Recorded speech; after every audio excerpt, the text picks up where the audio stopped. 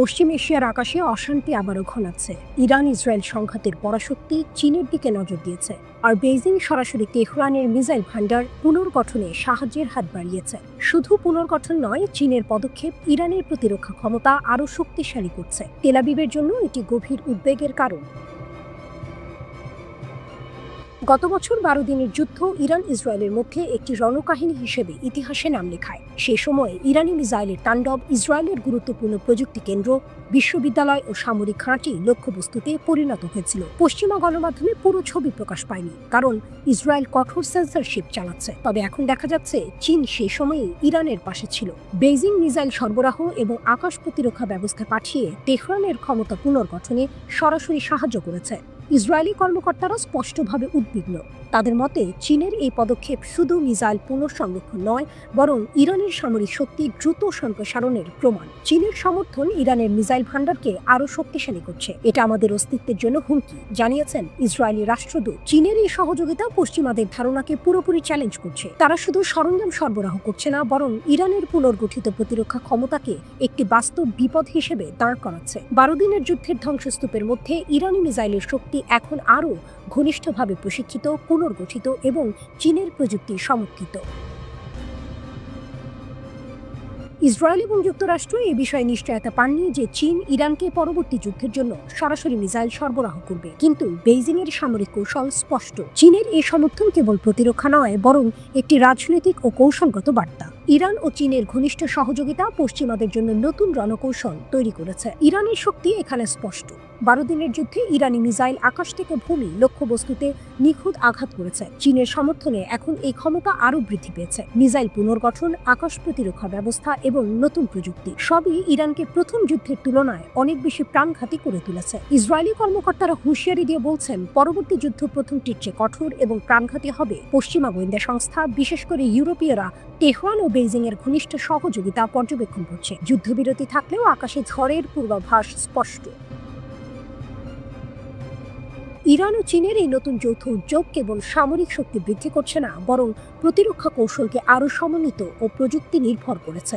চীনের সমর্থন ইরানের সার্বভৌমত্ব রক্ষা, আঞ্চলিক স্থিতিশীলতা এবং প্রতিরক্ষা সক্ষমতা বৃদ্ধির ক্ষেত্রে একটি নাটকীয় পরিবর্তন আনে। পশ্চিমারা সতর্ক, চীনের এই পদক্ষেপ ভবিষ্যতের সংঘাতকে আরও জটিল করে তুলছে। আকাশে অশান্তি, মিসাইলের ছোঁয়া এবং পূর্বাভাসের ছায়া সব মিলিয়ে ইরান চীন জোট বিশ্বকে একটি নতুন রণকৌশল দেখাচ্ছে। যে কোনো মুহূর্তে দ্বিপাক্ষিক সংঘাতের আগুন ছড়িয়ে পড়তে পারে। পশ্চিম এশিয়ার আকাশে এখন শুধু যুদ্ধ নয়, উত্তেজনা, শক্তি এবং কৌশলের নাটক চলছে, যা সিনেমার মতো প্রতিটি মুহূর্তে নাটকীয় টুইস্ট তৈরি করছে। গল্পটা শুরু হয় রাতের আঁধারে, যখন তেহরানের সরু গলিগুলোতে রহস্যের জাল বুনছিল বাতাস। শুধু তেহরান নয়, ছড়িয়ে ছিটিয়ে থাকা অন্যান্য শহরেও চলছিল এক গোপন খেলা। ইসরায়েলি গোয়েন্দা সংস্থা মোসাদের এজেন্টরা ছড়িয়ে পড়েছিল ইরানের মাটিতে এক অদৃশ্য সাপ হয়ে। তাদের লক্ষ্য দেশের গোপনীয় তথ্য পাচার করা, অস্থিতিশীলতা তৈরি করা। কিন্তু তাদের চাল ছিল ত্রুটিপূর্ণ, কারণ ইরানের গোয়েন্দারা তাদের এই ছায়া যুদ্ধকে গভীরভাবে পর্যবেক্ষণ করছিল। নীরবে দক্ষতার সাথে তারা 21 জনকে চিহ্নিত করল। তাদের মধ্যে 20 জনকেই গ্রেপ্তার করা হয়েছে এবং এদেরকে হাতে নাতে ধরেছে ইরানের গোয়েন্দা মন্ত্রণালয়। এই এজেন্টরা শুধু তথ্য পাচারকারী ছিল না, তাদের মধ্যে অনেকে দেশের গুরুত্বপূর্ণ বিষয়ে হস্তক্ষেপের পরিকল্পনাও করছিল। গ্রেপ্তার হওয়া এই এজেন্টদের মধ্যে একজন নারীও ছিলেন, যিনি আপাতদৃষ্টিতে একজন সাধারণ ব্যবসায়ী হিসেবে নিজেকে পরিচয় দিয়েছিলেন। কিন্তু তার ফোন থেকে উদ্ধার হওয়া কিছু এনক্রিপ্টেড বার্তা ফাঁস করে দেয় তার আসল পরিচয়। এই গ্রেপ্তারগুলো ছিল ইরানের জন্য একটি বড় বিজয়, যা দেশের নিরাপত্তা ব্যবস্থাকে আরও শক্তিশালী করে তোলে। কিন্তু এখানেই গল্পের শেষ নয়, বরং এর শুরু। কারণ এর পরপরই ঘটে গেল এক ভয়াবহ ঘটনা, যা সমগ্র ইরানকে নাড়িয়ে দিল। তেহরানের কেন্দ্রীয় কারাগারে রুজবে ভাদি নামে একজন ব্যক্তির মৃত্যুদণ্ড কার্যকর করা হয়। তার অপরাধ মোসাদের হয়ে গুপ্তচর বৃত্তি করা। রুজবে একসময় দেশের একজন খ্যাতিমান পারমাণবিক বিজ্ঞানী ছিলেন, কিন্তু অর্থের লোভ এবং প্রতিশোধের নেশা তাকে অন্ধকার পথে নিয়ে যায়। তিনি ইরানের পারমাণবিক কর্মসূচির সংবেদনশীল তথ্য ইসরায়েলি গোয়েন্দা সংস্থাকে ফাঁস করে দিচ্ছিলেন। তার মৃত্যুদণ্ড ছিল এক কঠোর বার্তা। ইরানের বিচার বিভাগ স্পষ্ট করে দেয়, দেশের নিরাপত্তার সাথে কোনো আপোষ নয়। এই ঘটনার পরপরই আরও একটি চাঞ্চল্যকর ঘটনা প্রকাশ্যে আসে। তেহরানের দক্ষিণ পূর্বাঞ্চলে একটি সন্ত্রাসী সেল ভেঙে দিয়েছে ইরানের নিরাপত্তা বাহিনী। Islamic Republic news agency IRNA অনুসারে এই সেলটি মোসাহেদিন-ই-খালক অর্গানাইজেশন MKO এর সাথে সম্পর্কিত ছিল। এই দলটি জনশৃঙ্খলা বিঘ্নিত করার এবং অস্থিতিশীলতা সৃষ্টির পরিকল্পনা করছিল, তবে তাদের পরিকল্পনা ব্যর্থ হয়ে যায়। পাক দাশেত কাউন্টির গভর্নর মোহাম্মদ হাসানপুর জানান 3 সদস্যের এই দলটিকে গ্রেপ্তার করা হয়েছে এবং তাদের জিজ্ঞাসাবাদ চলছে। এই 3টি ঘটনা একে অপরের সাথে সম্পর্কযুক্ত ছিল। এটা যেন এক বিশাল ষড়যন্ত্রের 3টি ভিন্ন অংশ। প্রথমে মোসাদের এজেন্ট গ্রেপ্তার, তারপর একজন পারমাণবিক বিজ্ঞানীর মৃত্যুদণ্ড এবং সবশেষে একটি সন্ত্রাসী সেলের পতন। এর পেছনের মূল উদ্দেশ্য ছিল ইরানের নিরাপত্তা ব্যবস্থাকে ভেঙে দেয়া এবং দেশে বিশৃঙ্খলা তৈরি করা। কিন্তু ইরান তার গোয়েন্দা নেটওয়ার্কের মাধ্যমে এই চক্রান্তগুলোকে একের পর এক নস্যাৎ করে দিয়েছে। এই ঘটনাগুলো থেকে একটি বিষয় পরিষ্কার, ইরানের সরকার দেশের নিরাপত্তা নিশ্চিত করতে দৃঢ় প্রতিজ্ঞ। বিচার বিভাগের প্রধান গোলাম হোসেন মোসেনি এজেই বারবার জোর দিয়ে বলেছেন, গুপ্তচর বৃত্তির মতো অপরাধের সাথে কোনো আপোষ করা হবে না। দেশের বিচার বিভাগ ও নিরাপত্তা বাহিনী ঐক্যবদ্ধভাবে কাজ করছে। এখন প্রশ্ন হচ্ছে, এই ঘটনাগুলোর পর মোসাদ কি আবারও নতুন কোনো চাল চালবে, নাকি তারা তাদের কৌশল পরিবর্তন করতে বাধ্য হবে? ইরানের নিরাপত্তা বাহিনী কি পারবে সব ষড়যন্ত্র নস্যাৎ করতে?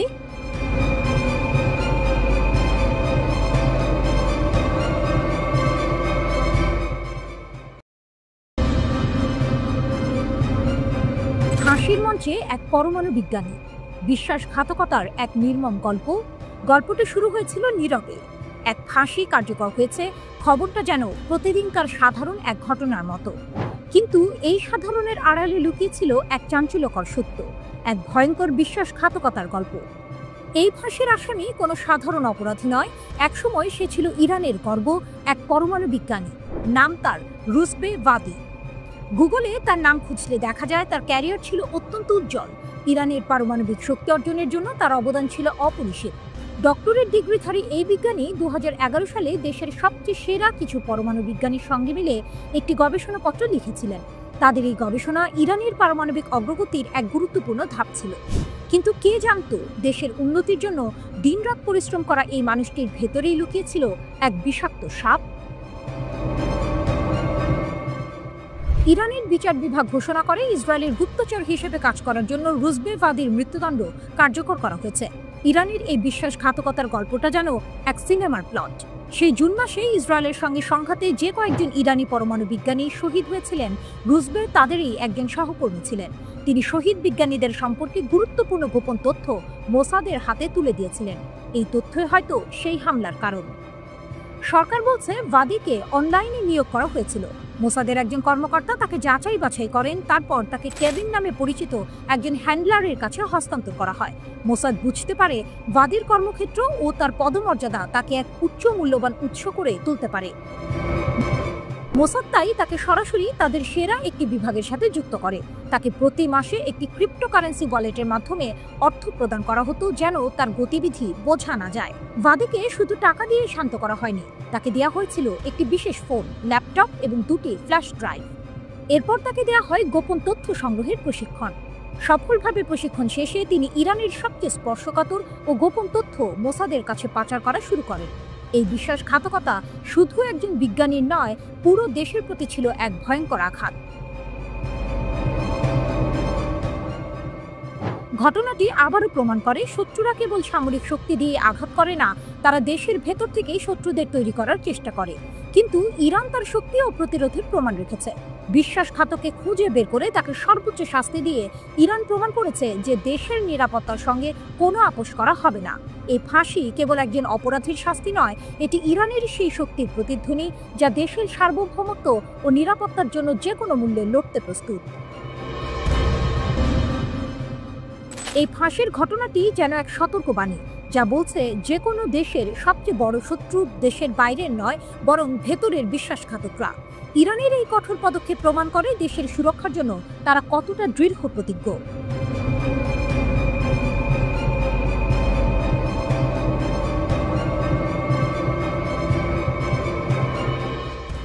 ইরানের নাটকীয় পদক্ষেপ, মোসাদের ষড়যন্ত্র নস্যাৎ, খামেনির দেশের শক্তি প্রদর্শিত, আটকে রাখা শ্বাস, রুদ্ধশ্বাস, উত্তেজনা আর একের পর এক বিস্ময়। এমনই এক চাঞ্চল্যকর ঘটনা ঘটেছে ইরানের বুকে। দেশটির গোয়েন্দা মন্ত্রণালয় এক নাটকীয় অভিযানে মোসাদ সংশ্লিষ্ট গোষ্ঠীগুলোর একটি বড় ষড়যন্ত্র ফাঁস করেছে। সিস্তান ও বালুচিস্তান প্রদেশের শান্ত মাটিতে হঠাৎ করেই যেন যুদ্ধ শুরুর দামামা বেজে উঠল। কিন্তু ইরান তার অদম্য শক্তি ও ক্ষুরধার বুদ্ধিমত্তা দিয়ে শত্রুর সব চাল নস্যাৎ করে দিয়েছে। রিপোর্ট আল মায়াদিনে।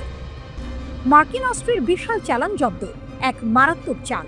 শত্রুরা হয়তো ভেবেছিল তারা গোপনে তাদের কাজ চালিয়ে যাবে এবং ইরান তাদের ফাঁদে পা দেবে, কিন্তু সিস্তান ও বালুচিস্তানে যা ঘটল তা তাদের সব পরিকল্পনা উল্টে দিল। ইরানের নিরাপত্তা কর্মকর্তারা ৩টি পৃথক অভিযানে ২১০টিরও বেশি সামরিক গ্রেড অস্ত্র জব্দ করেছেন। এই অস্ত্রগুলো কোথা থেকে এসেছে জানেন? মার্কিন যুক্তরাষ্ট্র। হ্যাঁ, ঠিকই শুনেছেন। মার্কিন অস্ত্রগুলো ইসরায়েলের মোসাদ গোয়েন্দা সংস্থার সঙ্গে যুক্ত কিছু গোষ্ঠী পাচার করছিল। তাদের উদ্দেশ্য ছিল একটাই, ইরানকে অস্থিতিশীল করা এবং সন্ত্রাসী কর্মকাণ্ডের মাধ্যমে দেশের শান্তি নষ্ট করা। কিন্তু ইরানের গোয়েন্দা বিভাগের তীক্ষ্ণ নজর থেকে কিছুই লুকানো সম্ভব নয়। তারা এই ষড়যন্ত্রের গন্ধ পেয়েছিল এবং অত্যন্ত দক্ষতার সাথে এই বিপুল পরিমাণ অস্ত্রের চালান আটক করেছে। এটি কেবল একটি অস্ত্র জব্দ নয়, এটি মোসাদ এবং তাদের মিত্রদের মুখের ওপর একটি সজাগ চপেটাঘাত। ইরানের এই পদক্ষেপ প্রমাণ করে দেশের নিরাপত্তা রক্ষার জন্য তারা কতটা দৃঢ় প্রতিজ্ঞ। আইআরজিসির হুঁশিয়ারি, প্রত্যাশার চেয়েও কঠোর জবাব। ইরান শুধু অস্ত্র জব্দ করেই থেমে থাকেনি, বরং শত্রুদের প্রতি এক কঠিন বার্তা দিয়েছে। দেশটির সামরিক কমান্ডারদের শাহাদাতের ৪০তম দিন উপলক্ষে দেয়া এক বিবৃতিতে Islamic Revolutionary Guard Corps IRGC স্পষ্ট জানিয়ে দিয়েছে, ইরানের নিরাপত্তার উপর যে কোনো হুমকির জবাবে তারা প্রত্যাশার চেয়েও বেশি কঠোর প্রতিক্রিয়া জানাবে। বিবৃতিতে বলা হয়েছে, অপারেশন ট্রু প্রমিস 3 এর চেয়েও বেশি শক্তিশালী এবং বেদনাদায়ক হবে তাদের পরবর্তী পদক্ষেপ। এই হুঁশিয়ারি দেওয়া হয়েছে মূলত যুক্তরাষ্ট্র, ইসরায়েল এবং তাদের মিত্রদের উদ্দেশ্যে। এর মাধ্যমে আইআরজিসি নিজেদের অপ্রতিরোধ্য শক্তির কথা পুনরায় স্মরণ করিয়ে দিয়েছে। তারা যে কোনো আগ্রাসনের বিরুদ্ধে যে কোনো সময়, যে কোনো স্থানে কড়া জবাব দিতে প্রস্তুত। এই ঘটনাগুলো কেবল অস্ত্রের চালান আটকের খবর নয়, বরং এটি ইরানের অদম্য শক্তি, সামরিক প্রস্তুতি এবং দেশের নিরাপত্তা নিশ্চিত করার দৃঢ় প্রতিজ্ঞার এক সুস্পষ্ট প্রতিফলন। শত্রুরা যখন দেশের শান্তি নষ্ট করতে চায়, তখন ইরান যেন আরও শক্তিশালী হয়ে ওঠে। এই নাটকীয় মোড় এবং রুদ্ধশ্বাস পরিস্থিতি প্রমাণ করে, ইরানকে দুর্বল ভাবার কোনো অবকাশ নেই। দেশের সার্বভৌমত্ব রক্ষায় তারা যে কতটা অপ্রতিরোধ্য তা আবারও প্রমাণিত হলো। এই ঘটনা কি অঞ্চলে আরও নতুন কোনো উত্তেজনার জন্ম দেবে, নাকি শত্রুরা ইরানের এই শক্তি দেখে পিছু হটবে?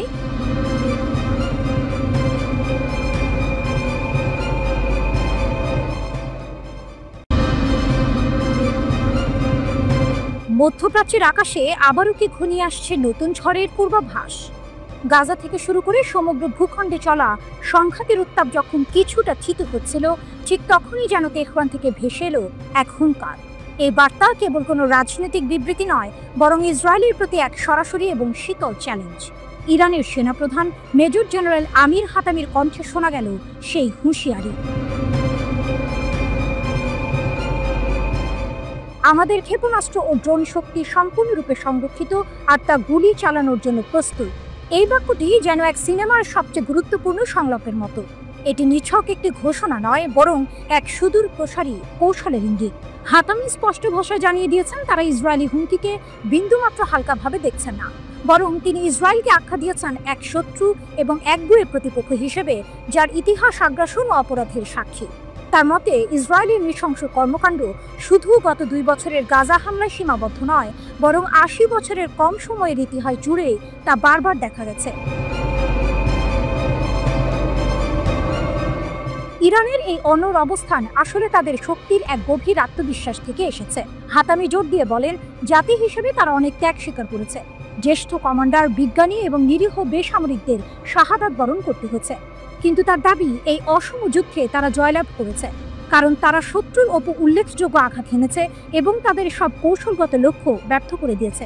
পশ্চিমা বিশ্ব যখন ইরানকে কোণঠাসা মনে করছিল, তখন তারা নিজেদেরকে বিজয়ী হিসেবে দেখছে। এটি কেবল সামরিক শক্তি নয়, বরং এক মানসিক প্রতিরোধের বিজয়। সেনাপ্রধান আরও বলেছেন, তাদের এই ক্ষমতা সুরক্ষিত ও সুদৃঢ় থাকবে। তাদের প্রতিশোধমূলক অভিযান যুদ্ধবিরতির শেষ মুহূর্ত পর্যন্ত জারি ছিল, আর ভবিষ্যতেও দেশের প্রতিরক্ষা শিল্প, বৈজ্ঞানিক অগ্রগতি এবং প্রযুক্তিগত উন্নয়নকে তারা আরও দৃঢ় সংকল্পের সাথে এগিয়ে নিয়ে যাবে। এই ঘোষণা থেকে বোঝা যায়, ইরান শুধুমাত্র বর্তমান নিয়ে ভাবছে না, বরং ভবিষ্যতের জন্য নিজেদের আরও শক্তিশালী করতে বদ্ধপরিকর। এই পটভূমিতে ইরানের ইসলামিক রিভলিউশনারি গার্ড কর্পসের মুখপাত্র ব্রিগেডিয়ার জেনারেল আলী মোহাম্মদ নাইনির একটি সতর্কবার্তা যেন শেষ পেরেক ঠুকে দেয়। তিনি ইসরায়েলি কর্মকর্তাদের উস্কানিমূলক হুমকির জবাবে বলেন, ইরানের প্রতিক্রিয়া আগের চেয়েও ভয়াবহ হবে। এই বিবৃতি যেন এক আসন্ন ঝড়ের শেষ পূর্বাভাস। এটি কেবল কথার কথা নয়, বরং ড্রোন ও ক্ষেপণাস্ত্রের শক্তির ওপর ভিত্তি করে দেয়া একটি বাস্তব হুমকি। ইরানের এই ঘোষণা মধ্যপ্রাচ্যের রাজনীতিতে এক নতুন অধ্যায় শুরু করল। এটি কেবল একটি দেশীয় প্রতিরক্ষা নীতি নয়, বরং এক কৌশলগত অবস্থান। তারা স্পষ্ট করে দিয়েছে, তাদের উপর কোনো চাপ প্রয়োগ করে নিরস্ত্র করা যাবে না। ইরান নিজেদের শক্তিকে সম্পূর্ণ সংরক্ষিত এবং যে কোনো মুহূর্তে ব্যবহার করার জন্য প্রস্তুত রেখেছে।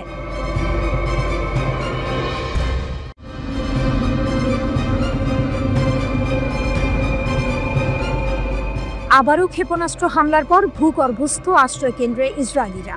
তেল আবিবের সতর্ক অবস্থানে মধ্য ইসরায়েল জুড়ে সাইরেন বাজানোয় আতঙ্ক ছড়িয়ে পড়ে। ইয়েমেনের সশস্ত্র বাহিনী বেন গুরিয়ন বিমানবন্দরে হাইপারসনিক ক্ষেপণাস্ত্র হামলার দাবি করেছে। ইয়েমেনিদের ছোড়া একটি ব্যালিস্টিক ক্ষেপণাস্ত্র ইসরায়েলি বিমান প্রতিরক্ষা বাহিনী প্রতিহত করার দাবি করেছে। প্রাথমিক প্রতিবেদন অনুসারে এই হামলায় কোনো হতাহত বা ক্ষয়ক্ষতির খবর পাওয়া যায়নি। আইডিএফ ক্ষেপণাস্ত্র উৎক্ষেপণের বিষয়টি নিশ্চিত করেছে এবং জানিয়েছে যে প্রতিরক্ষা ব্যবস্থা তাৎক্ষণিকভাবে প্রতিক্রিয়া জানিয়েছে। ইসরায়েলি লক্ষ্যবস্তুতে আঘাত করার আগেই ক্ষেপণাস্ত্রটি প্রতিহত করা হয়েছে। ইয়েমেনের সশস্ত্র বাহিনী দায় স্বীকার করে জানিয়েছে যে তারা বেন গুরিয়ন বিমানবন্দরকে লক্ষ্য করে হামলা চালিয়েছে। ইয়েমেন থেকে 48 ঘন্টারও কম সময়ের মধ্যে এটি ছিল ইসরায়েলের উপর দ্বিতীয় এই ধরনের আক্রমণ। মার্চ থেকে মোট 67টি ক্ষেপণাস্ত্র এবং 17টি ড্রোন নিক্ষেপ করেছে ইয়েমেনের সশস্ত্র বাহিনী। এই প্রজেক্টাইলগুলির মধ্যে কিছু ইসরায়েলি আকাশসীমায় পৌঁছানোর আগেই বিধ্বস্ত হয়েছে। ইসরায়েল সম্প্রতি ইয়েমেনের হোদেইদা বন্দরে হামলা চালায়। 2023 সালের অক্টোবরের পর থেকে যুদ্ধ তীব্র হওয়ার পর থেকে 13তম বারের মতো ইসরায়েল ইয়েমেনে হামলা চালালো। ইয়েমেনের সশস্ত্র বাহিনী জানিয়েছে, গাজা যুদ্ধ শেষ না হওয়া পর্যন্ত তারা ইসরায়েলের উপর তাদের আক্রমণ বন্ধ করবে না। ইয়েমেনের ইরান সমর্থিত ইয়েমেনি সশস্ত্র বাহিনী 2023 সালের অক্টোবরের পর থেকে ইসরায়েলের বিরুদ্ধে বারবার ক্ষেপণাস্ত্র এবং ড্রোন হামলা চালিয়ে আসছে। তারা ফিলিস্তিনিদের সঙ্গে সংহতি প্রকাশ করে কাজ করছে বলে দাবি করে। ইয়েমেনিরা মার্চ মাসে শেষ হওয়া গাজায় 2 মাসের যুদ্ধবিরতির সময় তাদের হামলা স্থগিত করেছিল, কিন্তু ইসরায়েল যুদ্ধবিরতি ভঙ্গ করার পর আবার হামলা শুরু করে। সম্প্রতি ইসরায়েলকে উদ্দেশ্য করে বড় হুমকি দিয়েছে ইয়েমেনের সশস্ত্র প্রতিরোধ গোষ্ঠী। সামরিক অভিযানের 4র্থ ধাপে প্রবেশের ঘোষণা দিয়ে গোষ্ঠীটির মুখপাত্র জানিয়েছেন, ইসরায়েলের সঙ্গে বাণিজ্য করে কিংবা তাদের বন্দর ব্যবহার করলে যে কোনো দেশের যে কোনো জাহাজ হবে তাদের বৈধ লক্ষ্য। রয়টার্স ইয়েমেনি সশস্ত্র বাহিনীর মুখপাত্রের বরাতে জানায়, এখন থেকে ইসরায়েলের সঙ্গে সংশ্লিষ্ট সব জাহাজকে তারা বৈধ লক্ষ্য হিসেবে বিবেচনা করবে। গোষ্ঠীটির দাবি, ইসরায়েলের আগ্রাসন বন্ধ না হওয়া এবং গাজা অবরোধ না তুলে নেওয়া পর্যন্ত তাদের সামরিক অভিযান চলবে। তারা জোর দিয়ে বলেছে, এই হামলার সিদ্ধান্ত নৈতিক ও মানবিক দায়বদ্ধতা থেকে নেওয়া হয়েছে। সকল আন্তর্জাতিক শিপিং কোম্পানিকে সতর্ক করে ইয়েমেনি সশস্ত্র বাহিনী বলেছে, ইসরায়েলি বন্দর ব্যবহারে সম্পৃক্ততা বন্ধ না করলে তাদের জাহাজও হুমকির মুখে পড়বে। কেউ সতর্কবার্তা না মানলে সেই জাহাজ যে কোনো সময় ইয়েমেনি ক্ষেপণাস্ত্র ও ড্রোন হামলার শিকার হতে পারে। তবে গোষ্ঠীটি একযোগে এটাও জানিয়েছে, ইসরায়েল যদি গাজায় সামরিক অভিযান বন্ধ করে এবং অবরোধ প্রত্যাহার করে, তাহলে তারা সব ধরনের হামলা স্থগিত করবে।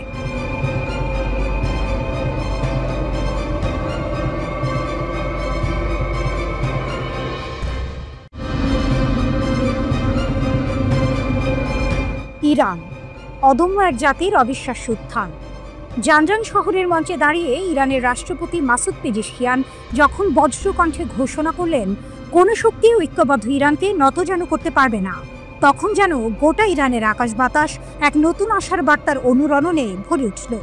এ শুধু কথার কথা নয়, এ হলো এক জাতির অদম্য স্পৃহা আর ইস্পাত কঠিন সংকল্পের প্রতিধ্বনি, যা সাম্প্রতিক এক শ্বাসরুদ্ধকর যুদ্ধের পর আরও একবার প্রমাণিত হলো।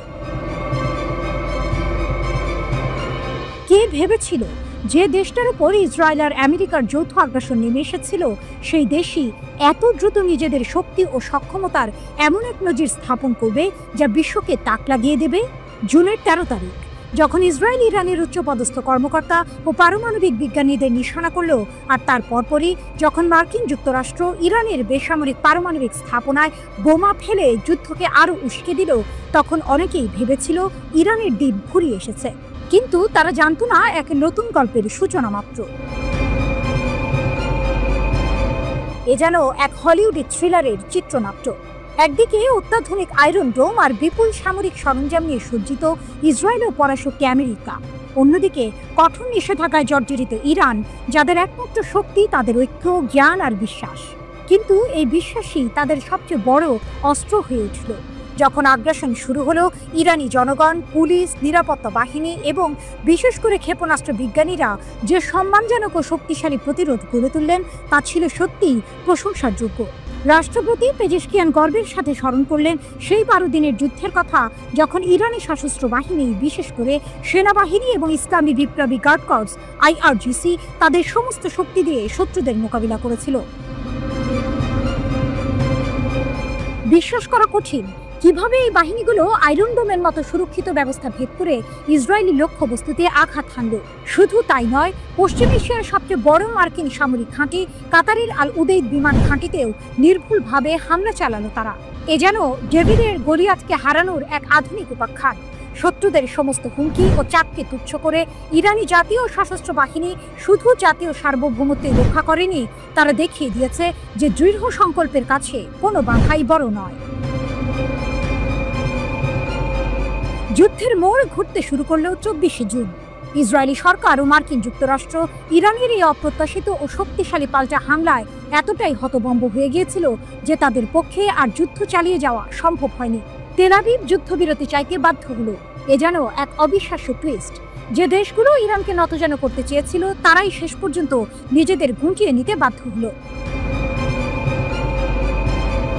ইসলামী বিপ্লবী নেতা আয়াতুল্লাহ সাইয়েদ আলী খামেনি ঠিকই বলেছিলেন, এই 12 দিনের যুদ্ধ ইরানি জাতির শক্তি ও দৃঢ়তা প্রকাশ করেছে। বিশ্ব দেখেছে ইসলামী প্রজাতন্ত্রের ভিত্তির অতুলনীয় দৃঢ়তা। এই যুদ্ধ ছিল ইরানের জন্য তাদের ইচ্ছা শক্তি এবং সক্ষমতা প্রদর্শনের এক মোক্ষম সুযোগ। পেজেশকিয়ানের কথাগুলো তাই শুধু স্লোগান নয়, এ হলো এক ঐতিহাসিক সত্যের প্রতিধ্বনি। যতক্ষণ পর্যন্ত ইরানি জনগণ তাদের ঐক্য ও সংহতি বজায় রাখবে, ততক্ষণ পর্যন্ত কোনো বাধা তাদের অগ্রগতিকে বাধাগ্রস্ত করতে পারবে না। এই যুদ্ধ ইরানকে বিশ্বের দরবারে এক নতুন পরাশক্তি হিসেবে তুলে ধরেছে, যারা নিজেদের আত্মমর্যাদা ও সার্বভৌমত্বের জন্য যে কোনো মূল্যে লড়তে প্রস্তুত। অদূর ভবিষ্যতে ইরান কি আরও বড় কোনো চমক নিয়ে আসছে?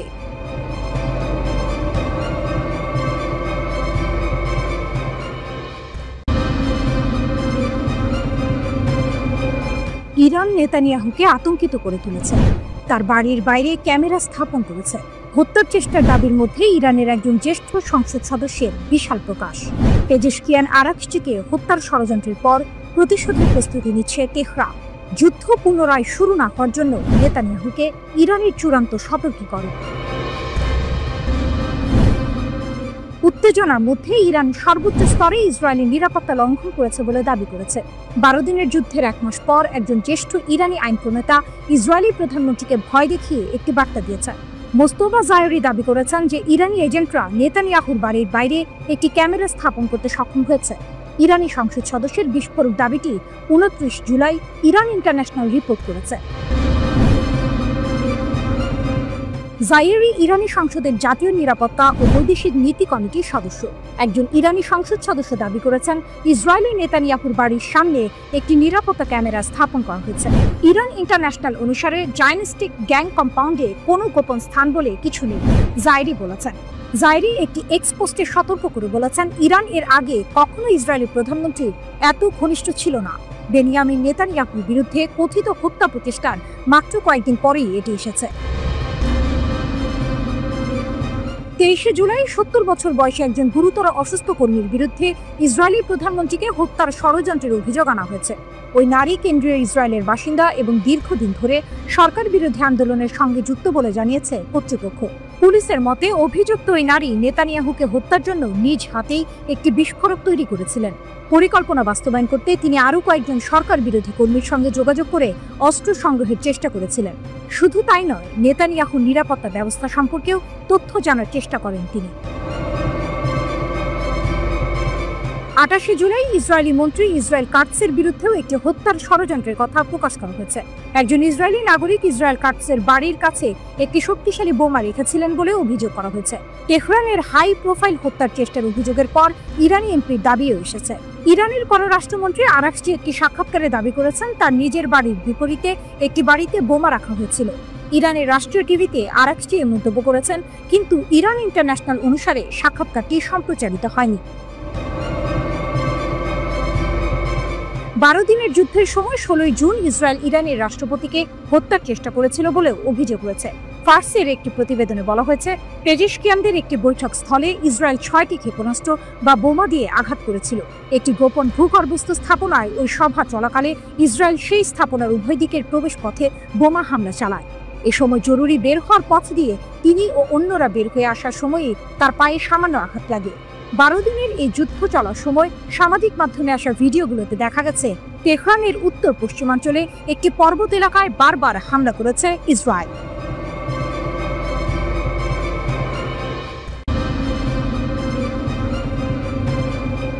গাজায় যুদ্ধ না থামালে ফিলিস্তিনকে স্বাধীন রাষ্ট্র হিসেবে স্বীকৃতি দেবে যুক্তরাজ্য। যুক্তরাজ্যের প্রধানমন্ত্রী কিয়ার স্টারমার ঘোষণা দিয়েছেন যে যদি গাজায় যুদ্ধ না থামে তাহলে আগামী সেপ্টেম্বরের মধ্যে ফিলিস্তিনকে একটি স্বাধীন রাষ্ট্র হিসেবে স্বীকৃতি দেওয়া হবে। 29 জুলাই নিজের মন্ত্রী পরিষদের সঙ্গে এক জরুরি বৈঠকের পর তিনি এই সিদ্ধান্তের কথা জানান। ব্রিটিশ প্রধানমন্ত্রী বলেন, ইসরায়েলি সরকার যদি গাজার ভয়াবহ পরিস্থিতি নিরসনে কার্যকর পদক্ষেপ না নেয় এবং নির্দিষ্ট কিছু শর্ত পূরণ না করে, যার মধ্যে যুদ্ধবিরতি ও দীর্ঘমেয়াদী শান্তি প্রক্রিয়ার প্রতি অঙ্গীকার অন্তর্ভুক্ত, তাহলে এই স্বীকৃতি কার্যকর হবে। তিনি আরও উল্লেখ করেন যে যুক্তরাজ্যের মূল লক্ষ্য হল একটি স্বাধীন ফিলিস্তিন রাষ্ট্রের পাশে একটি নিরাপদ ইসরায়েল রাষ্ট্রের সহাবস্থান নিশ্চিত করা। এর আগে বিশ্বের প্রায় 139টি দেশ ফিলিস্তিনকে স্বাধীন রাষ্ট্র হিসেবে স্বীকৃতি দিয়েছে। ফ্রান্সও জাতিসংঘের সভায় ফিলিস্তিন রাষ্ট্রকে স্বীকৃতি দেওয়ার অঙ্গীকার করেছে। এদিকে ইসরায়েলের সঙ্গে সম্পর্ক স্বাভাবিক করতে কঠিন শর্ত সৌদি আরবের। ইসরায়েলের সঙ্গে সম্পর্ক স্বাভাবিকীকরণে কঠিন শর্ত দিয়ে আসছে সৌদি আরব। আবারও সেই শর্তের পুনর্ব্যক্ত করলেন সৌদি পররাষ্ট্রমন্ত্রী ফয়সাল বিন ফারহান। তিনি বলেছেন, ফিলিস্তিনের রাষ্ট্র প্রতিষ্ঠাই টেকসই শান্তির একমাত্র পথ। দ্য টাইমস অফ ইসরায়েলের প্রতিবেদনে বলা হয়, সৌদি আরব তার অবস্থান পুনর্ব্যক্ত করে বলেছে, ইসরায়েলের সঙ্গে স্বাভাবিকীকরণ কেবল একটি ফিলিস্তিনি রাষ্ট্র প্রতিষ্ঠার মাধ্যমেই সম্ভব। প্যারিসের সঙ্গে রিয়াদের সহযোগিতায় দ্বিরাষ্ট্রীয় সমাধানের প্রচারণায় জাতিসংঘের সম্মেলনের ফাঁকে এক সংবাদ সম্মেলনে সৌদি পররাষ্ট্রমন্ত্রী ফয়সাল বিন ফারহান বলে, এটি একই অবস্থান যা 1 বছর আগে সৌদি ক্রাউন প্রিন্স মোহাম্মদ বিন সালমান প্রকাশ করেছিলেন। ওদিকে ওপেন সোর্স তথ্য এবং প্রতিরক্ষা বিশেষজ্ঞদের বরাত দিয়ে ব্লুমবার্গ জানিয়েছে, 17 বছর পর প্রথমবারের মতো যুক্তরাষ্ট্র সম্ভবত ব্রিটেনের পারমাণবিক অস্ত্র মোতায়েন করেছে। এটি রাশিয়ার জন্য একটি সম্ভাব্য সতর্কবার্তা। প্রতিবেদনে বলা হয়েছে, 16 জুলাই একটি মার্কিন সামরিক পরিবহন বিমান নিউ মেক্সিকোর কিটল্যান্ড বিমান ঘাঁটি থেকে সক্রিয় ট্রান্সপন্ডার নিয়ে পূর্ব ইংল্যান্ডের RAF লেকেনহিথে উড়ে যায়। বেশ কয়েকজন প্রতিরক্ষা বিশ্লেষকের মতে বিমানটিতে B6112 থার্মোনিউক্লিয়ার বোমা বহন করা হয়েছিল বলে ধারণা করা হচ্ছে।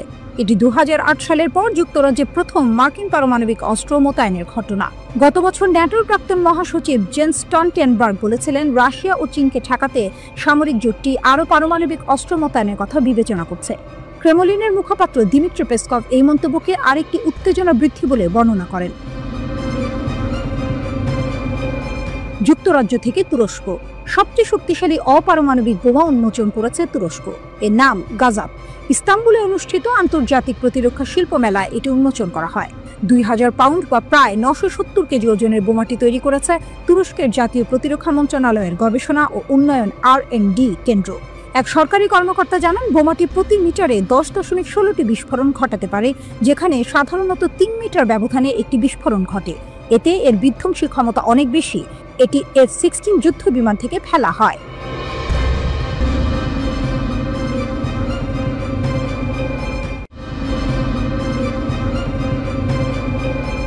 নেতানিয়াহুর যুদ্ধের আসল মূল্য। গাজার পাশাপাশি ইসরায়েলি সেনারাও কি শেষ হচ্ছে না? যখন নেতানিয়াহু গাজা যুদ্ধ চালিয়ে যাওয়ার অঙ্গীকার করছেন, তখন ইসরায়েলের ভেতরেই এক ভয়াবহ নীরব সংকট দানা বাঁধছে। এই যুদ্ধ শুধু গাজার মানুষের জীবন কেড়ে নিচ্ছে না, এটি ইসরায়েলের সামরিক বাহিনী আইডিএফ এর মেরুদণ্ড ভেঙে দিচ্ছে। প্রশ্ন উঠেছে, নেতানিয়াহুর এই যুদ্ধ কি কেবল গাজাবাসীকে নয়, ইসরায়েলের নিজেদের সেনাদেরও মেরে ফেলছে? ইসরায়েলের অদৃশ্য গণহত্যা, হাজার হাজার সেনার মানসিক পতন, ইসরায়েলের যুদ্ধযন্ত্র যেন নিজেই নিজেকে গ্রাস করছে। ইয়েদিয়ত আহরোনথের এক উদ্বেগজনক প্রতিবেদন অনুযায়ী 2023 সালের অক্টোবর থেকে এখন পর্যন্ত 10,000-এরও বেশি ইসরায়েলি সেনা post traumatic stress disorder PTSD এর লক্ষণ দেখাচ্ছেন। এর মধ্যে অন্তত 2,769 জনকে আনুষ্ঠানিকভাবে PTSD রোগী হিসেবে চিহ্নিত করা হয়েছে। শুধু তাই নয়, এই যুদ্ধের ভয়াবহ মানসিক প্রভাবে 12,000-এরও বেশি সেনা ইতিমধ্যে চাকরি ছেড়ে দিয়েছেন। ইসরায়েলের প্রতিরক্ষা মন্ত্রণালয়ের এক সূত্র ইদিওতকে জানিয়েছে, এই সেনারা শুধু সামরিক জীবনই নয়, স্বাভাবিক বেসামরিক জীবনেও কাজ করার ক্ষমতা হারিয়ে ফেলছেন। যুদ্ধ শুরু হওয়ার পর থেকে সেনাবাহিনী ও নিরাপত্তা বাহিনীর প্রায় 12,500 নতুন আহত সেনা পুনর্বাসন কেন্দ্রে যোগ দিয়েছেন। এই সংখ্যা সেই হাজার হাজার সেনার বাইরে যারা আগে থেকেই মানসিক স্বাস্থ্য চিকিৎসা নিচ্ছেন। অর্থাৎ পরিস্থিতি কতটা গুরুতর তা সহজেই অনুমেয়। 2026-এর মধ্যে 1 লাখ সেনা আহত ও অক্ষম হওয়ার আশঙ্কা।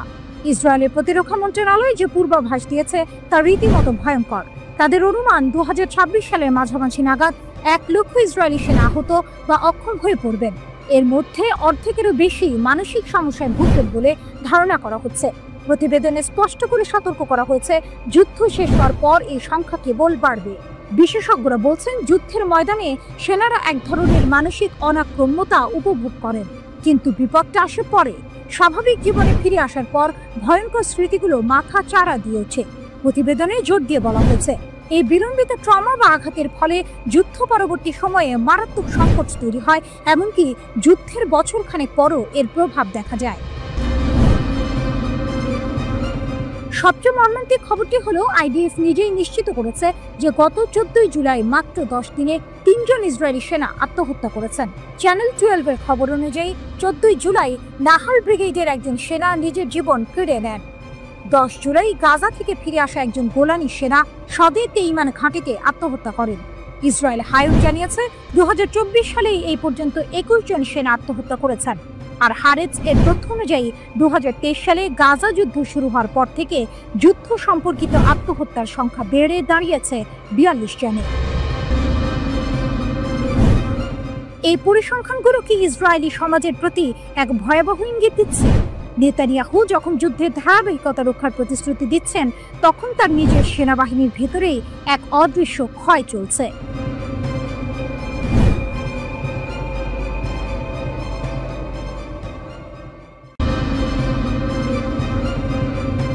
ইয়েমেন নতুন করে 5টি ড্রোন ব্যবহার করে ইসরায়েলি প্রতিশোধমূলক হামলা চালিয়েছে। ইয়েমেনের লোহিত সাগরের হুদায়দা বন্দরে ইসরায়েলি হামলার কয়েক ঘন্টা পরেই এই ঘটনা ঘটল। ইসরায়েলি ইয়েমেনের ড্রোন হামলা, গাজার সমর্থনে প্রতিশোধমূলক অভিযান। ইয়েমেনের সশস্ত্র বাহিনী 21 জুলাই 5টি ড্রোন ব্যবহার করে ইসরায়েল অধিকৃত অঞ্চলের গভীরে গুরুত্বপূর্ণ কৌশলগত স্থানে সফলভাবে হামলা চালিয়েছে। এর কয়েক ঘন্টা আগে ইয়েমেনের লোহিত সাগরের হুদায়দা বন্দরে হামলা চালানো হয়েছিল। ইয়েমেনি সামরিক বাহিনী এক বিবৃতিতে জানিয়েছে যে তাদের ড্রোন ইউনিট বেন গুরিয়ন বিমানবন্দর এবং ইয়াফা অঞ্চলের আরেকটি সামরিক লক্ষ্যবস্তু, সেই সাথে উম্মে আল রাশরাশ বা ইলাত বন্দর, রামন বিমানবন্দর এবং অধিকৃত ফিলিস্তিনের আশদোদ এলাকার একটি গুরুত্বপূর্ণ লক্ষ্যবস্তুকে লক্ষ্য করে এই গুণগত সামরিক অভিযান পরিচালনা করেছে। হামলার কারণ গাজায় ইসরায়েলের গণহত্যা ও হুদায়দা বন্দরে আক্রমণ। ইয়েমেন জানিয়েছে যে এই হামলা গাজার ফিলিস্তিনিদের বিরুদ্ধে ইসরায়েলের চলমান গণহত্যা যুদ্ধ এবং দিনের শুরুতে লোহিত সাগরের হুদায়দা বন্দরে ইয়েমেনে ইসরায়েলের সর্বশেষ হামলার প্রতিক্রিয়া হিসেবে চালানো হয়েছে। সামরিক বাহিনী বিবৃতিতে জোর দিয়ে বলেছে যে ইয়েমেনের এই অভিযান সফলভাবে তার লক্ষ্য অর্জন করেছে। ইয়েমেনের সশস্ত্র বাহিনী আবারও গেট দিয়ে বলেছে যে তারা যে কোনো শত্রুতাপূর্ণ আক্রমণের মুখোমুখি হতে প্রস্তুত। ইসরায়েলের লক্ষ্য হল নিপীড়িত ফিলিস্তিনি জনগণের প্রতি তাদের ধর্মীয়, নৈতিক এবং মানবিক দায়িত্ব পালন করা থেকে তাদের বিরত রাখা। গত কয়েক মাস ধরে ইয়েমেন এই দায়িত্ব পালন করে আসছে। বিবৃতিতে আরও নিশ্চিত করা হয়েছে যে ইয়েমেন ফিলিস্তিনিদের সমর্থন অব্যাহত রাখবে এবং তাদের সংগ্রামের সাথে অটল সংহতি প্রকাশ করে ইসরায়েলের বিরুদ্ধে সামরিক অভিযান চালাবে। ইয়েমেনি সামরিক বাহিনী সতর্ক করে দিয়েছে, গাজার বিরুদ্ধে আগ্রাসন বন্ধ না হলে এবং এর উপর আরোপিত অবরোধ তুলে না নেওয়া পর্যন্ত আমাদের অভিযান থামবে না। ইসরায়েলের উপর আক্রমণের তীব্রতা বৃদ্ধির সতর্কতা। 21 জুলাই ইয়েমেনের আনসারুল্লাহ প্রতিরোধ আন্দোলনের রাজনৈতিক ব্যুরোর জ্যেষ্ঠ সদস্য মোহাম্মদ আল বুখাইতি সতর্ক করে দিয়েছিল, ইসরায়েলি সরকার যদি ইয়েমেনের উপর আক্রমণ আরও তীব্র করে তবে দেশটি প্রতিশোধমূলক অভিযান আরও বাড়িয়ে দেবে। গাজা সংঘাত এবং ইয়েমেনের ভূমিকা। 2023 সালের অক্টোবরে গাজায় ইসরায়েলের গণহত্যা যুদ্ধ শুরু হওয়ার পর থেকে ইয়েমেনি বাহিনী যুদ্ধবিধ্বস্ত গাজাবাসীদের সমর্থনে অসংখ্য অভিযান চালিয়েছে। তারা অধিকৃত ফিলিস্তিনি অঞ্চল জুড়ে বিভিন্ন লক্ষ্যবস্তুতে আঘাত হেনেছে এবং অধিকৃত অঞ্চলের বন্দরের দিকে অগ্রসরমান ইসরায়েলি জাহাজ বা ইসরায়েল সংশ্লিষ্ট জাহাজগুলিতেও আক্রমণ চালিয়ে আসছে। গাজায় ইসরায়েলি সরকারের রক্তক্ষয়ী আক্রমণে এখন পর্যন্ত কমপক্ষে 59,029 জন ফিলিস্তিনি নিহত হয়েছেন, যাদের বেশিরভাগই নারী ও শিশু। এই হামলাগুলো ইঙ্গিত দেয় যে ইয়েমেন ফিলিস্তিনিদের সমর্থনে তাদের সামরিক কার্যক্রম চালিয়ে যেতে বদ্ধপরিকর এবং ইসরায়েলের আগ্রাসন বন্ধ না হওয়া পর্যন্ত তারা থামবে না।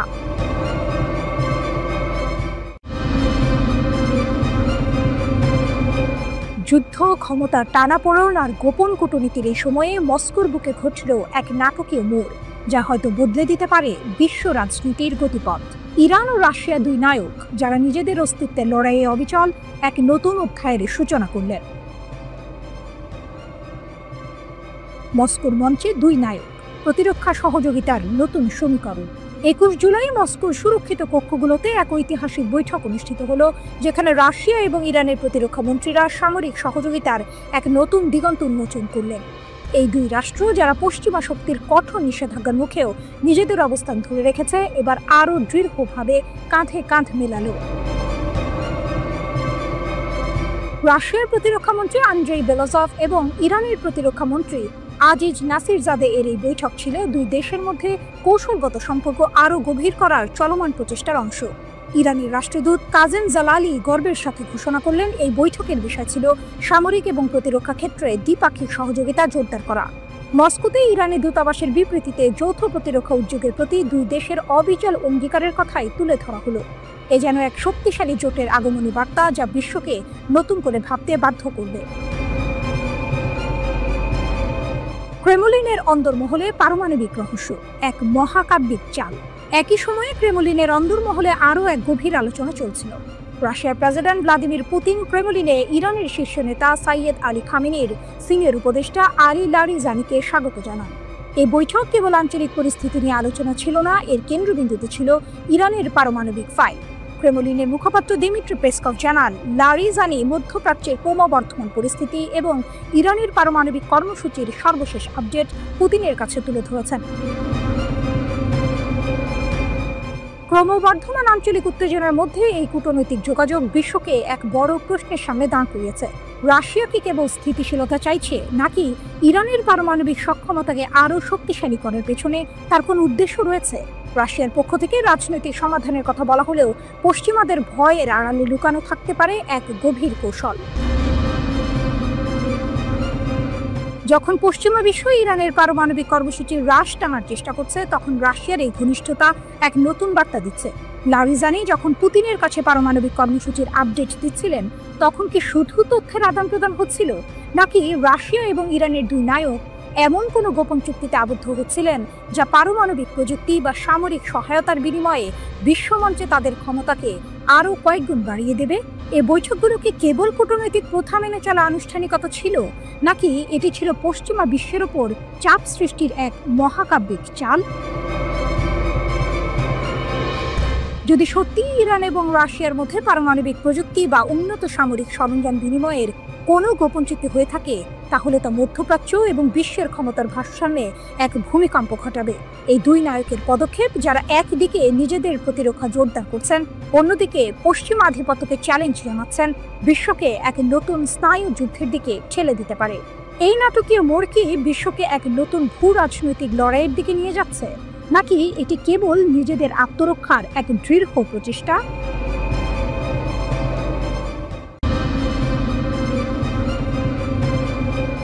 কাস্পিয়ানের বুকে রণতরীর গর্জন, এক যৌথ মহড়ার আড়ালে লুকানো বার্তা।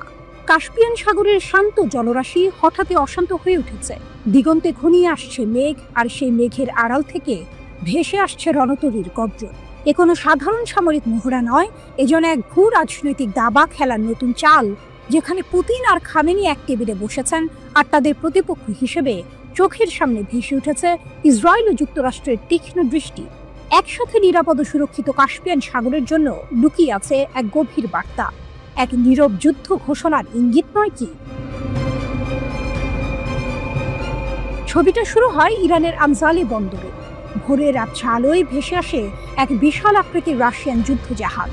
ধীর গতিতে কিন্তু নিশ্চিত পদক্ষেপে সেটি নোঙর করে নির্ধারিত মহড়া অঞ্চলে। জাহাজের গা থেকে ঠিকরে পড়ছে ভোরের সূর্যের আলো, আর তার উপস্থিতি জানান দিচ্ছে এক নতুন অধ্যায়ের সূচনা।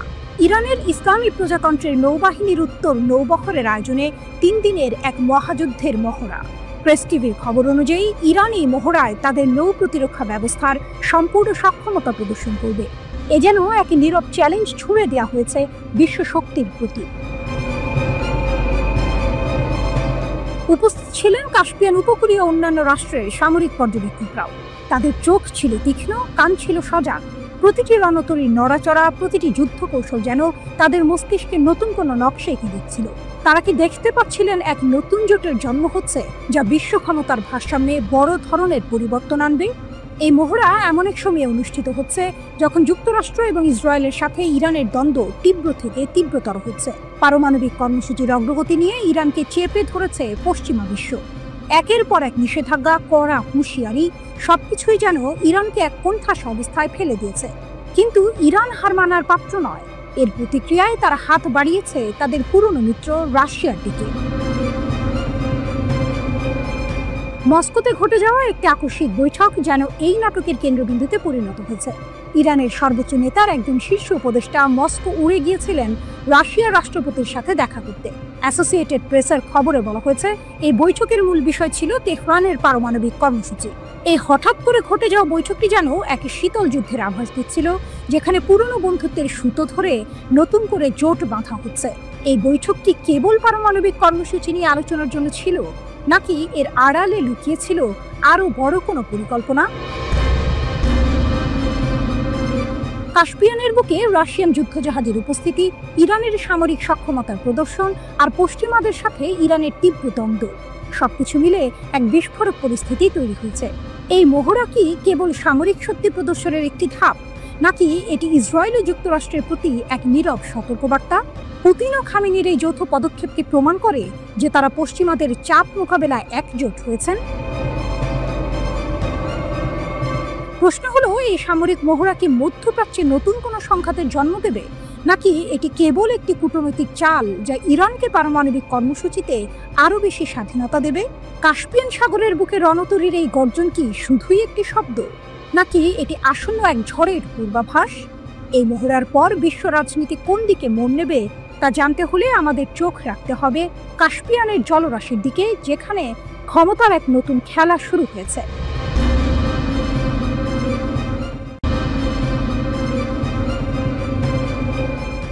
গাজা যুদ্ধের উত্তাপ এখন শুধু ফিলিস্তিনি ভূখণ্ডে সীমাবদ্ধ নেই, এর আঁচ ছড়িয়ে পড়েছে লোহিত সাগরের ওপার পর্যন্ত।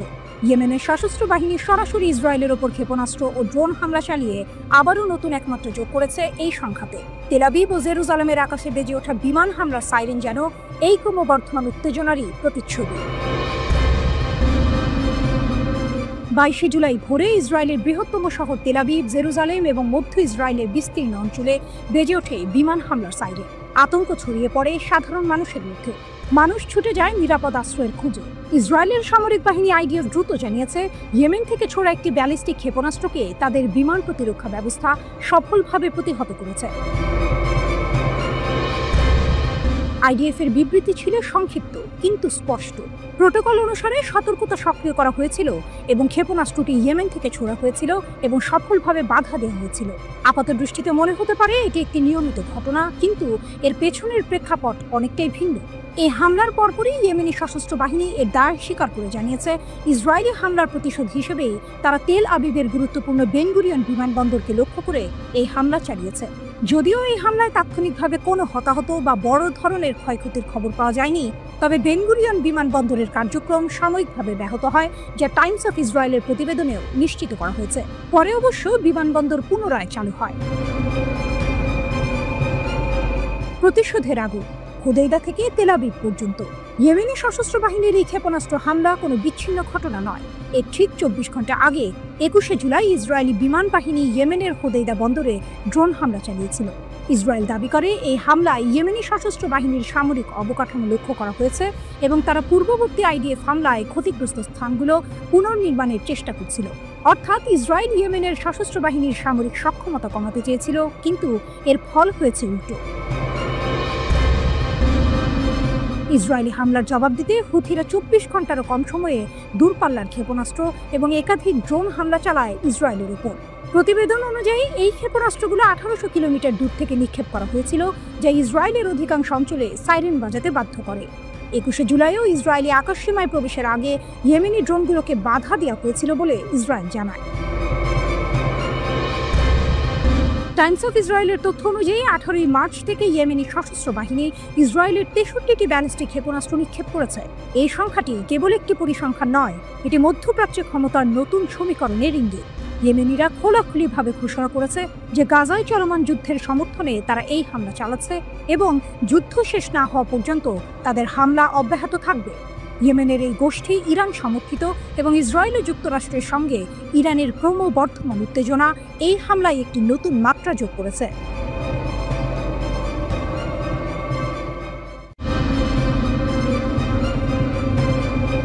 রাফাতে ইসরায়েলি সেনাদের হতাহতের দাবি কাসাম ব্রিগেডের। ফিলিস্তিনি প্রতিরোধ আন্দোলন হামাসের সামরিক শাখা কাসাম ব্রিগেড সম্প্রতি এক চাঞ্চল্যকর দাবি করেছে। তাদের বিবৃতি অনুযায়ী দক্ষিণ গাজা উপত্যকার রাফার পূর্ব দিকে পরিচালিত বেশ কয়েকটি সামরিক অভিযানে কমপক্ষে 25 জন ইসরায়েলি সৈন্য নিহত বা আহত হয়েছে। এই ঘটনাগুলো সাম্প্রতিক দিনগুলিতে ঘটেছে বলে তারা জানিয়েছে। কাসাম ব্রিগেড একটি বিস্তারিত বিবৃতি প্রকাশ করে জানায় যে তাদের যোদ্ধারা 22 জুলাই রাফার পূর্ব দিকের মাশরু জংশন এলাকায় একটি সামরিক অভিযান পরিচালনা করেছে। এই অভিযানে 7 জন ইসরায়েলি সৈন্যের একটি ইউনিটকে লক্ষ্যবস্তু করা হয় কর্মী বিরোধী বিস্ফোরক ডিভাইস ব্যবহার করে। কাসাম ব্রিগেডের দাবি, এই বিস্ফোরণের ফলে ইসরায়েলি সৈন্যদের মধ্যে হতাহতের ঘটনা ঘটে। বিবৃতিতে আরও বলা হয়েছে যে এই হতাহতদের সরিয়ে নেওয়ার জন্য ইসরায়েলি হেলিকপ্টার মোতায়েন করা হয়েছিল। একই এলাকায় কাসাম যোদ্ধারা এর একদিন আগে অর্থাৎ সোমবার আরও একটি সফল অভিযান চালিয়েছে বলে দাবি করেছে। সেই অভিযানে 10 জন সৈন্যের একটি ইসরায়েলি বাহিনী যখন একটি নির্দিষ্ট স্থানে হামলা চালায়, তখন একটি বোমা আটকে পড়া বাড়িতে বিস্ফোরণ ঘটানো হয়। এই হামলায় 10 জন সৈন্য হতাহত হয় বলে কাসাম ব্রিগেড জানিয়েছে। এই হামলার পরেও ইসরায়েলি হেলিকপ্টার ব্যবহার করে হতাহতদের সরিয়ে নেওয়া হয়েছিল বলে বিবৃতিতে উল্লেখ করা হয়েছে। কাসাম ব্রিগেড আরও জানিয়েছে যে গত 17 জুলাই রাফার পূর্বে আল জানিনা পাড়ার দেইর ইয়াসিন জংশনের কাছে আরেকটি অভিযান চালানো হয়। এই অভিযানে 8 জন সৈন্য নিয়ে গঠিত একটি ইসরায়েলি ইঞ্জিনিয়ারিং ইউনিটকে লক্ষ্যবস্তু করা হয়। 2টি কর্মী বিরোধী বিস্ফোরক ডিভাইস ব্যবহার করে চালানো এই হামলায় ইসরায়েলি সৈন্যদের মধ্যে মৃত্যু ও আহত হওয়ার ঘটনা ঘটেছে বলে কাসামের দাবি। জুলাই মাসের মাঝামাঝি সময়ে কাসাম ব্রিগেড আরও একটি অভিযানের কথা জানিয়েছে। তাদের মতে প্রতিরোধী যোদ্ধারা রাফার পূর্বে শাওকা এলাকায় বাড়িতে ইসরায়েলি সেনাদের প্রলুব্ধ করে। সেনারা ওই বাড়িতে প্রবেশ করার সাথে সাথেই বিস্ফোরণ ঘটানো হয়, যার ফলে ইসরায়েলি সেনাদের মধ্যে হতাহতের ঘটনা ঘটে। এছাড়াও কাসাম ব্রিগেড 12 জুলাইয়ের একটি অভিযানের বিবরণ দিয়েছে। এই অভিযানে দক্ষিণাঞ্চলীয় খান ইউনিসেফ শহরের উত্তরে একটি সাঁজোয়া কর্মী বাহককে অত্যন্ত বিস্ফোরক ডিভাইস ব্যবহার করে বিস্ফোরণ ঘটানো হয়। এই বিস্ফোরণের ফলে অনির্দিষ্ট সংখ্যক সৈন্য নিহত ও আহত হয়েছে বলে কাসাম ব্রিগেড দাবি করেছে। কাসাম ব্রিগেড তাদের এই অভিযানগুলোর ভিডিও ফুটেজ প্রকাশ করেছে। এই ভিডিওতে উপরোক্ত অভিযানগুলোর পাশাপাশি ইয়াসিন 105 শেল দিয়ে একটি মেরকাভা ট্যাঙ্ককে লক্ষ্য করে হামলা চালানোর দৃশ্য দেখানো হয়েছে। ফুটেজে দেখা গেছে উত্তর গাজার জাবালিয়া শরণার্থী শিবিরে ইসরায়েলি সামরিক যানবাহনের খুব কাছ থেকে বিস্ফোরণ ঘটানো হয়েছে। ভিডিওতে নথিভুক্ত অভিযানগুলোর মধ্যে একটি ছিল ট্যাঙ্কের ভেতরে একটি বিস্ফোরক ডিভাইসের বিস্ফোরণ। ভিডিওটিতে আক্রমণকারী ইসরায়েলি যানবাহনের রুটে পর্যবেক্ষণ এবং বিস্ফোরক ডিভাইস স্থাপনের প্রক্রিয়া এবং সামরিক অভিযানের আগে অন্যান্য প্রস্তুতিও দেখানো হয়েছে। গাজার স্বাস্থ্য মন্ত্রণালয়ের অনুমান অনুসারে 2023 সালের অক্টোবর থেকে ইসরায়েল গাজায় কমপক্ষে 59,219 জন ফিলিস্তিনিকে হত্যা করেছে, যাদের বেশিরভাগই নারী ও শিশু। এই পরিসংখ্যান চলমান সংঘাতের ভয়াবহতা তুলে ধরে।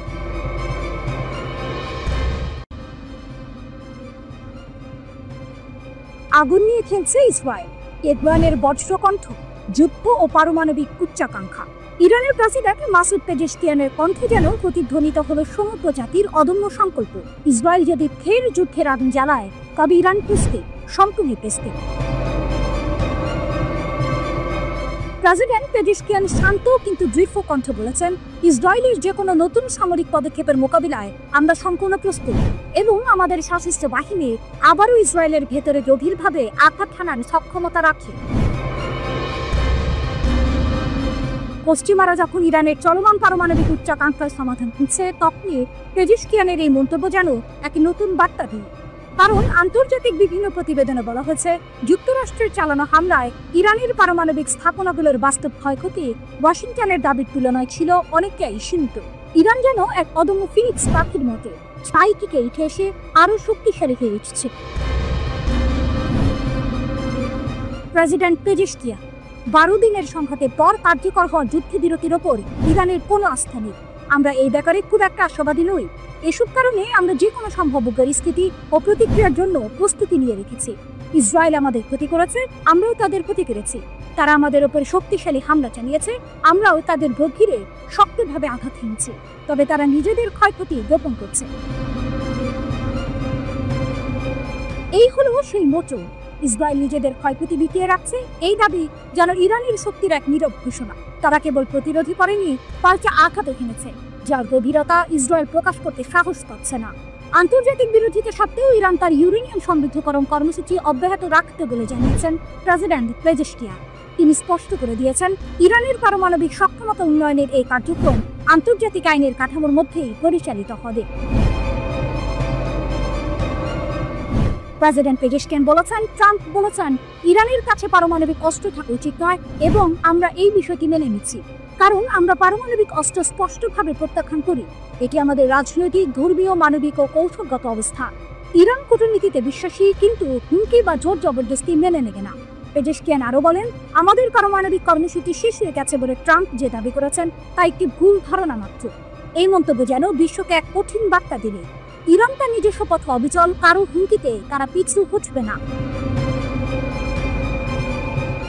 ইসরায়েল সহ প্রায় সবার একটা ধারণা ছিল, তাদের ক্ষেপণাস্ত্র প্রতিরক্ষা ব্যবস্থা আয়রন ডোম ভেদ করার ক্ষমতা কোনো মিসাইলের নেই, ফলে এটিকে তারা বলতো ঈশ্বরের দেয়া। এর পাশাপাশি তাদের রয়েছে ডেভিড স্লিং, দ্য অ্যারো এবং যুক্তরাষ্ট্রের তৈরি থাট। এছাড়া জর্ডান এবং লোহিত সাগরে মার্কিন বাহিনীর আকাশ প্রতিরক্ষা ব্যবস্থা তাদেরকে বাড়তি নিরাপত্তা নিশ্চয়তা দিয়েছিল। ইরান তার পুরো প্রতিরক্ষা ব্যবস্থা গড়ে তুলেছে ইসরায়েলকে মাথায় রেখে। আজ হোক কাল হোক ইসরায়েলের সঙ্গে সামরিক সংঘাত বাঁধবে। এই ধরনের সামরিক রাজনৈতিক বোঝাপড়া এই প্রতিরক্ষা ডক্ট্রিনের মূল প্রতিপাদ্য।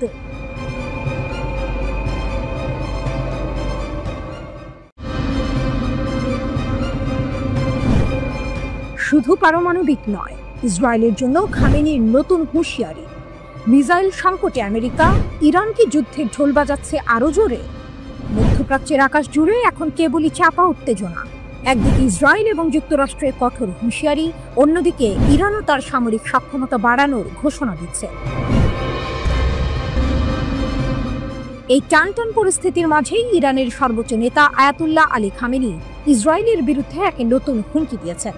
তার এই ঘোষণার সময়টি বিশেষভাবে তাৎপর্যপূর্ণ, কারণ ওয়াল স্ট্রিট জার্নাল সহ বিভিন্ন গণমাধ্যম দাবি করছে মার্কিন যুক্তরাষ্ট্রের ক্ষেপণাস্ত্র মজুদে নাকি মারাত্মক সংকট দেখা দিয়েছে। তাহলে কি ইরান এই দুর্বলতার সুযোগ নিয়ে যুদ্ধের দামামা আরও জোরে সোরে বাজাতে চাইছে? খামেনির অগ্নিছড়া ঘোষণা। 25শে জুলাই ইসরায়েলের 13ই জুনের হামলার 40 দিন উপলক্ষে এক বিবৃতিতে খামেনি তার কঠোর মনোভাব প্রকাশ করেন। এই হামলায় ইরানের বেশ কয়েকজন সামরিক কমান্ডার ও পারমাণবিক বিজ্ঞানী শহীদ হয়েছিলেন। খামেনি এই হামলাকে দুষ্ট ও অপরাধী ইহুদিবাদী শাসক গোষ্ঠীর কাজ বলে অভিহিত করেছেন। তার কথায় ছিল শোক, কিন্তু তার চেয়েও বেশি ছিল প্রতিজ্ঞা। তিনি বলেছেন, বোকা অদূরদর্শী শত্রু তার লক্ষ্য অর্জনে ব্যর্থ হয়েছে। এর চেয়েও বড় কথা, তিনি অঙ্গীকার করেছেন যে ভবিষ্যৎ দেখাবে যে আমাদের সামরিক এবং বৈজ্ঞানিক অগ্রগতি উভয়ই স্রষ্টার ইচ্ছায় আগের চেয়ে আরও বেশি গতিতে এগিয়ে যাবে। খামেনির এই দৃঢ় ঘোষণা ইঙ্গিত দিচ্ছে যে ইরান কেবল পারমাণবিক কর্মসূচিতেই নয়, সামগ্রিক সামরিক শক্তি বৃদ্ধিতেও মনোযোগ দেবে। তার মতে, ইরানের শত্রুরা ঠান্ডা লোহার উপর হাতুড়ি মারছে, তবে ইরান দিন দিন শক্তিশালী হয়ে উঠবে। এই বক্তব্যগুলি ইসরায়েল এবং যুক্তরাষ্ট্রের জন্য স্পষ্ট বার্তা, ইরানকে দমানো এত সহজ হবে না। ইসরায়েলের যুদ্ধের ইঙ্গিত এবং যুক্তরাষ্ট্রের দুর্বলতা। খামেনির এই মন্তব্যের ঠিক আগে ইসরায়েলের প্রতিরক্ষামন্ত্রী কাটস ইরানের সাথে যুদ্ধ পুনরারম্ভের ইঙ্গিত দিয়েছিলেন। জেরুজালেম পোস্ট অনুসারে তিনি বিমান শ্রেষ্ঠত্ব বজায় রাখার উপর জোর দিয়েছিলেন এবং ইরানকে পারমাণবিক শক্তি অর্জন থেকে বিরত রাখার পরিকল্পনা কার্যকর করার আহ্বান জানান। এমনকি মার্কিন প্রেসিডেন্ট ডোনাল্ড ট্রাম্প এবং ইসরায়েলের প্রধানমন্ত্রী বেনিয়ামিন নেতানিয়াহু বলেছিলেন যে ইরান যদি তাদের পারমাণবিক কর্মসূচি পুনরায় শুরু করে তবে তারা হামলা চালাবে। কিন্তু গল্পের টুইস্ট এখানেই। এইসব যুদ্ধংদেহী মনোভাবের মধ্যেই একটি চাঞ্চল্যকর তথ্য সামনে এসেছে। এক্সিওসের এক রিপোর্টে বলা হয়েছে, ইসরায়েল ইরান যুদ্ধের পর যুক্তরাষ্ট্র এবং ইসরায়েলের ক্ষেপণাস্ত্র বিরোধী ব্যবস্থা যেমন প্যাট্রিয়ট এবং থার্ড মজুদে মারাত্মক ঘাটতি দেখা দিয়েছে। প্রতিবেদনে আরও উল্লেখ করা হয়েছে, ইরানি ক্ষেপণাস্ত্র প্রতিরোধে মার্কিন ও ইসরায়েলের প্রতিরক্ষা ব্যবস্থাগুলো ব্যর্থ হয়েছিল, যার ফলে ইসরায়েলে প্রায় 2 ডজন মানুষ নিহত হয় এবং সামরিক স্থাপনা ও বাসস্থান ধ্বংস হয়। এই পরিস্থিতি মধ্যপ্রাচ্যের ক্ষমতার ভারসাম্যে এক নতুন সমীকরণ তৈরি করছে। একদিকে ইরান তার সামরিক এবং পারমাণবিক সক্ষমতা বাড়ানোর দৃঢ় সংকল্প দেখাচ্ছে, অন্যদিকে ইসরায়েল এবং যুক্তরাষ্ট্র তাদের সামরিক শক্তিতে একটি অপ্রত্যাশিত দুর্বলতার মুখোমুখি হচ্ছে। মার্কিন ক্ষেপণাস্ত্রের এই ঘাটতি কি ইরানকে আরও সাহসী করে তুলবে?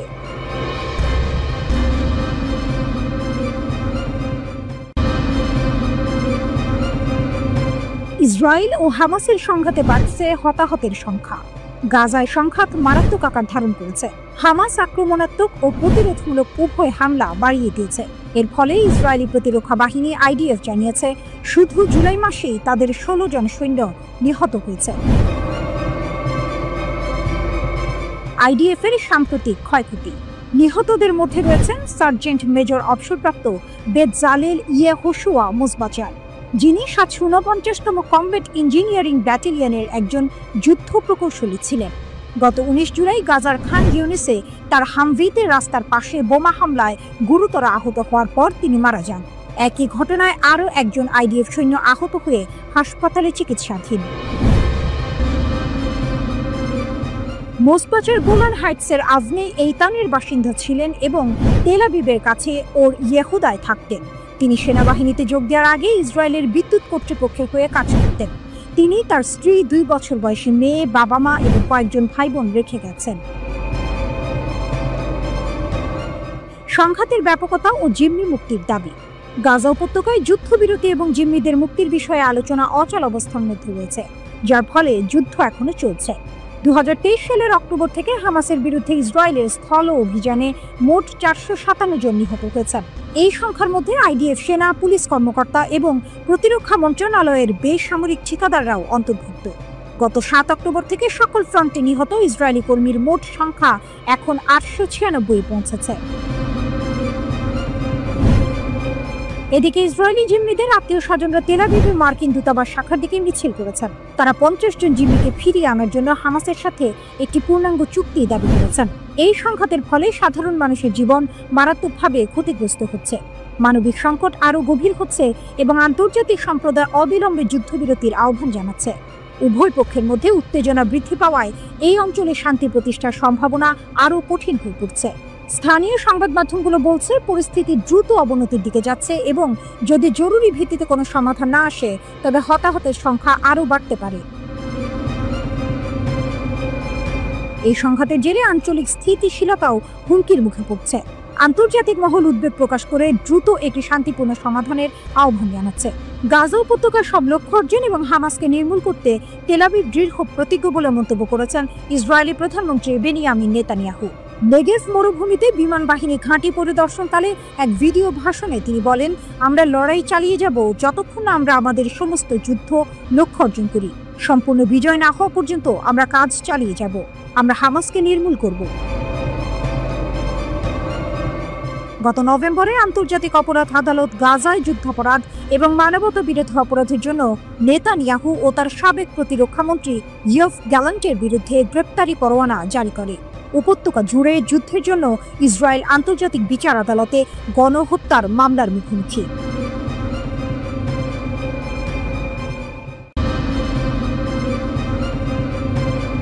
গভীর সমুদ্রে রাশিয়ার পারমাণবিক বজ্রধ্বনি। প্রশান্ত মহাসাগরের বরফ শীতল আর্কটিক থেকে বাল্টিক সাগরের অস্থির জলরাশি, এমনকি কাস্পিয়ান সাগরের শান্ত বুকেও এক অভূতপূর্ব সামরিক মহড়ায় গর্জে উঠেছে রাশিয়ার নৌশক্তি। বিশ্বজুড়ে ছড়িয়ে পড়ছে ভ্লাদিমির পুতিনের নতুন নৌকৌশলের পদধ্বনি, যা প্রথমবারের মতো উন্মোচন করা হয়েছে। কিন্তু এই বিশাল মহড়ার আসল উদ্দেশ্য কি? শুধুই কি সামরিক প্রস্তুতি, নাকি এর পেছনে লুকিয়ে আছে আরও গভীর কোনো পরিকল্পনা? রাশিয়ার নৌবাহিনী জুলাই স্টর্ম নামক এক বিশাল যুদ্ধ মহড়া শুরু করেছে। এই মহড়া নেতৃত্ব দিচ্ছেন অ্যাডমিরাল মোইসেয়েভ।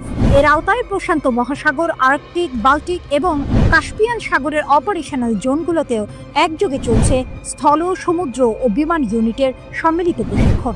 মহড়ার দৃশ্যগুলো যেন হলিউডের অ্যাকশন সিনেমাকেও হার মানায়। আভাচা উপসাগরে অ্যান্টি সাবমেরিন জাহাজগুলো কামান দাগছে, আর কাস্পিয়ান সাগরে ক্ষেপণাস্ত্রবাহী জাহাজগুলো নিখুঁতভাবে লক্ষ্যবস্তু ধ্বংস করছে। মুরমানস্ক অঞ্চলের নর্দার্ন ফ্লিটের যুদ্ধ বিমানগুলো শত্রুর কাল্পনিক লক্ষ্যবস্তুতে বিমান হামলা চালাচ্ছে। এমনকি নৌ বিমান বাহিনীকে দূরপাল্লার ড্রোন শনাক্ত ও ধ্বংস করার দায়িত্ব দেওয়া হয়েছে। হেলিকপ্টারগুলো উদ্ধার অভিযান এবং ডুবোজাহাজ বিরোধী কার্যক্রমে অংশ নিচ্ছে। কামচাটকা উপকূলের কাছে একটি মাল্টি রোল পারমাণবিক ডুবোজাহাজ শত্রুর উপস্থিতি অনুকরণ করে মহড়ায় অংশ নিচ্ছে, যেখানে রাশিয়ান জাহাজগুলো শত্রুপক্ষের ডুবোজাহাজ ট্র্যাক ও ধ্বংস করার অনুশীলন করছে। প্রতিরক্ষা মন্ত্রণালয় জানিয়েছে, এই মহড়ার মূল লক্ষ্য হল উন্নত সামুদ্রিক হুমকি মোকাবিলায় নিজেদের সক্ষমতা পরীক্ষা করা এবং বাস্তব পরিস্থিতিতে নৌবাহিনীর যুদ্ধ প্রস্তুতি যাচাই করা। প্রকাশিত ফুটেজে সরাসরি গোলাবর্ষণ এবং সমন্বিত হামলার কৌশল দেখা গেছে, যা রাশিয়ার সামরিক শক্তির এক ভয়ঙ্কর চিত্র তুলে ধরেছে। পুতিনের নতুন কৌশল শুধু প্রতিরক্ষা নাকি আক্রমণ? কিন্তু এখানেই আসে সেই মোচড়। পুতিন নতুন যে নৌকৌশল উন্মোচন করেছেন তা কি কেবল প্রতিরক্ষামূলক, নাকি এর আড়ালে রয়েছে বিশ্বের ক্ষমতা সমীকরণে এক নতুন ভারসাম্য তৈরির সুদূর প্রসারী পরিকল্পনা? এই বিশাল মহড়া এমন এক সময়ে হচ্ছে যখন বিশ্ব জুড়ে ভূ রাজনৈতিক উত্তেজনা তুঙ্গে। ইউক্রেন যুদ্ধের পর পশ্চিমা দেশগুলোর সঙ্গে রাশিয়ার সম্পর্ক তলানিতে। এমন পরিস্থিতিতে পারমাণবিক সক্ষমতা সম্পন্ন নৌবাহিনীর এই বিশাল মহড়া কেবল সামরিক বার্তা নয়, বরং একটি সুস্পষ্ট রাজনৈতিক বার্তাও বটে। এটি ইঙ্গিত দেয় যে রাশিয়া নিজেদের বৈশ্বিক প্রভাব পুনঃপ্রতিষ্ঠা করতে বদ্ধপরিকর। বিশেষ করে আর্কটিক অঞ্চলে রাশিয়ার ক্রমবর্ধমান সামরিক উপস্থিতি নতুন করে ভূ রাজনৈতিক বিতর্ক সৃষ্টি করেছে, যেখানে প্রাকৃতিক সম্পদ এবং নতুন নৌ রুটের নিয়ন্ত্রণ নিয়ে বিশ্ব জুড়ে প্রতিযোগিতা বাড়ছে। তাহলে কি জুলাই ঝড় শুধু একটি মহড়া নয়, বরং বিশ্বকে পুতিনের পারমাণবিক সক্ষমতা এবং নতুন আগ্রাসী নৌকৌশলের জানান দেওয়ার একটি প্রদর্শনী? এই মহড়া কি কেবল সমুদ্রের গভীরে সীমাবদ্ধ থাকবে, নাকি এর ঢেউ আন্তর্জাতিক রাজনীতিতেও বড় ধরনের পরিবর্তন আনবে? সেটাই এখন দেখার বিষয়।